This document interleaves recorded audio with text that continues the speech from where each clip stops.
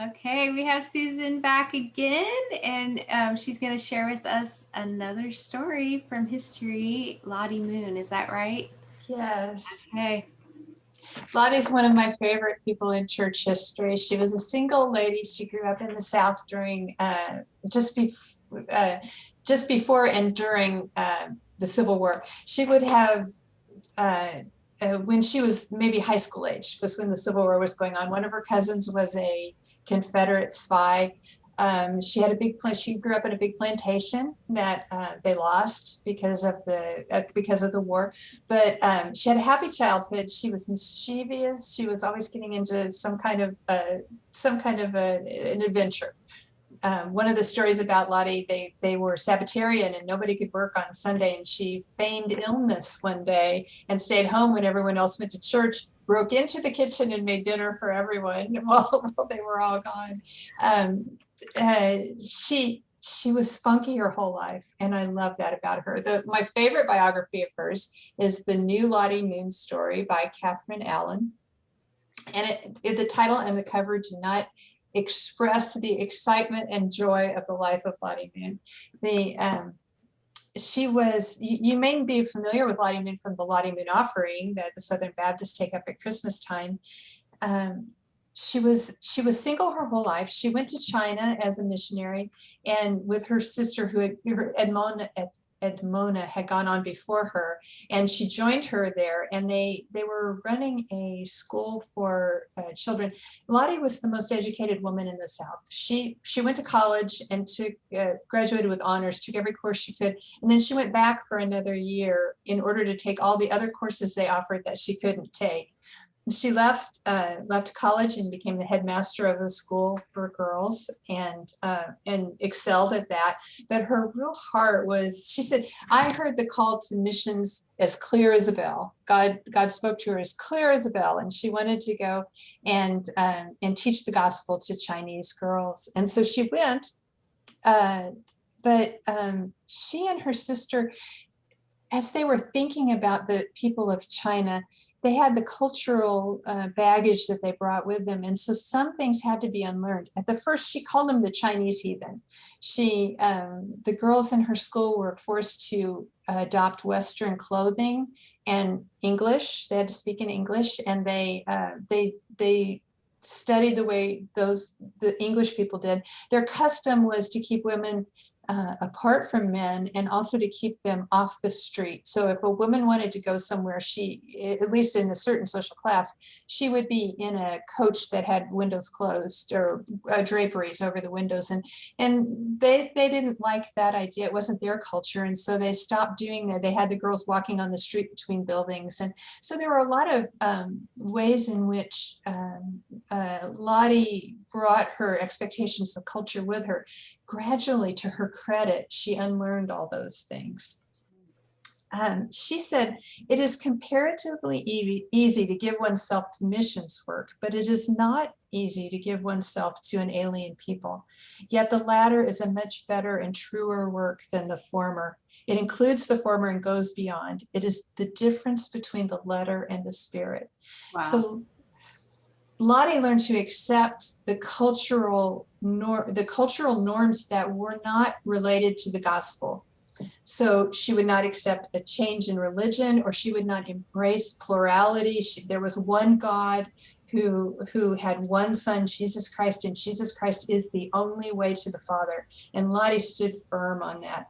But Lottie Moon learned to dress like everybody else in China.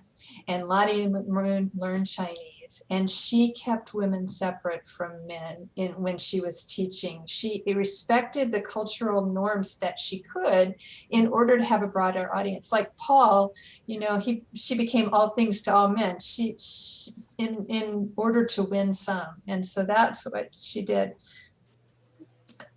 Lottie left teaching in order to serve full-time as a missionary, because she saw the futility in teaching Western culture rather than teaching Christ, or requiring one along with the other, which was a form of legalism. To say that you can't be a Christian without adopting the culture of the people coming to speak to you is not only bigotry, but it's also against against the very core of Christianity. It is saying that the gospel alone is not enough to save someone. So Lottie left teaching and went into work. And then a few years later, after she had been working with a group of people in missionaries, she said she wanted to do something that it could only succeed if God was with her. So she went 120 miles further into the China inland. She had people carrying her through the jungle and hacking her way in, cut off from every other person of her, from her missionary society, or every other person who looked like her or spoke like her. Of course, not everybody looked like her, because Lottie Moon was only 4'1". She was a very tiny lady. She spent, in the 8 years she was in China, just to tell you about how hard it was there, well, 8 people went to China in the 15 years in the first 15 years that she was there. 3 returned home in broken health. 1 left the faith. 3 died. And even her sister was forced to return home. Lottie was the only one left. She was the only one, after 15 years, the only missionary of that group left. So when she got to the little town that she was going to, and I can't say it, I can't pronounce the name of it, she engaged the children first, and they called her a foreign devil, and they ran away from her until she started baking Virginia tea cakes, which are a kind of cookie. They're like a sugar cookie. And she started baking those in the mornings, and she would just take them out and offer them to the children, and some would run away and some would come back. But eventually she won over the hearts of the children through the cookies. And then she was so little, she was like a child. And so she played games with them that she learned while she was teaching, and had fun with them. And then had a platform for the gospel and was able to talk to them about the Lord. Then gradually she started teaching the moms, and but she refused to teach men. She said, she wrote letters. She was a great letter writer. And she said, I wrote to call your attention to the fact that Virginia has only 1 representative in all of China, and that one a woman. What are you going to do yourselves and in person?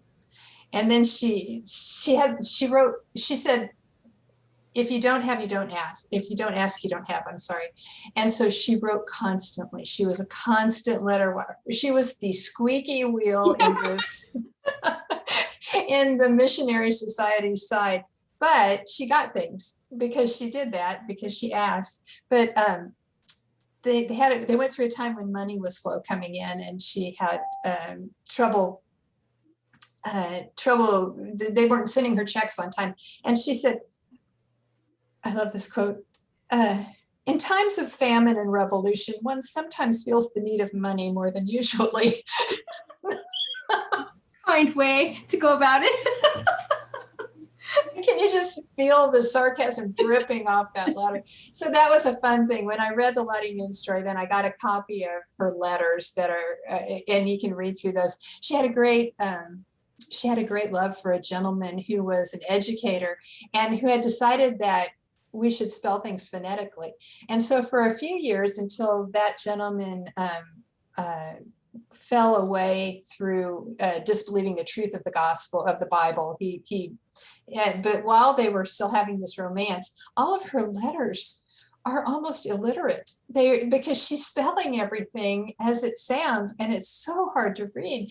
But it just goes to show you that she wasn't a stone. She had a heart. She was trying hard to be like him and to relate to him. And so the letters were fascinating to read. Lottie Moon's letters. She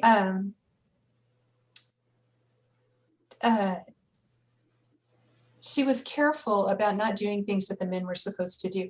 There was one time when she was in a church service, and there's a wall between the men and the women in this church service, and young men had finally come, and they were teaching the gospel. They were preaching in the church, and a young man came around the side of that wall to ask her a question, and she took her umbrella and she did this and poked him until he went around the other side again, because she, out of respect for the women that were there. That umbrella was, one time a Chinese soldier wanted to run her down on his horse, and he came up right beside her, and she opened this umbrella right and made the horse shy, and it knocked him off of the horse. It was wonderful. Don't you love her already? Don't you love her? So she spent her entire life in China, and they thought of her toward the end of her life. They thought of her as the mission mom. She was taking care of the young missionaries and helping them to get accustomed to the intricacies of all the, you were homesick and you needed to learn the culture and you needed to learn the language. And so having a mom there must have meant the world to those young missionaries who were so far from home. They never got a telephone call. It was 6 months before you got a letter. And so when she finally had her last, they put her in a carriage and they were going to take her to a boat to send her home because they thought it was her last. She was on her last, toward the end of her life. And the gentleman put her in the carriage and he said, "Now lay down, Lottie." And she said, "I refuse. I will lie down. I will not lay." Her last words were, well, she did say, "I have a firm conviction that I'm immortal until my work is done." And her last words were, "We are weak, but he is strong." And she said it over and over again as she was passing away. And that's the one thing that sustained her through that. Or, "I'm weak, but he is strong. He is strong." She had her eyes on Jesus. Yes. So.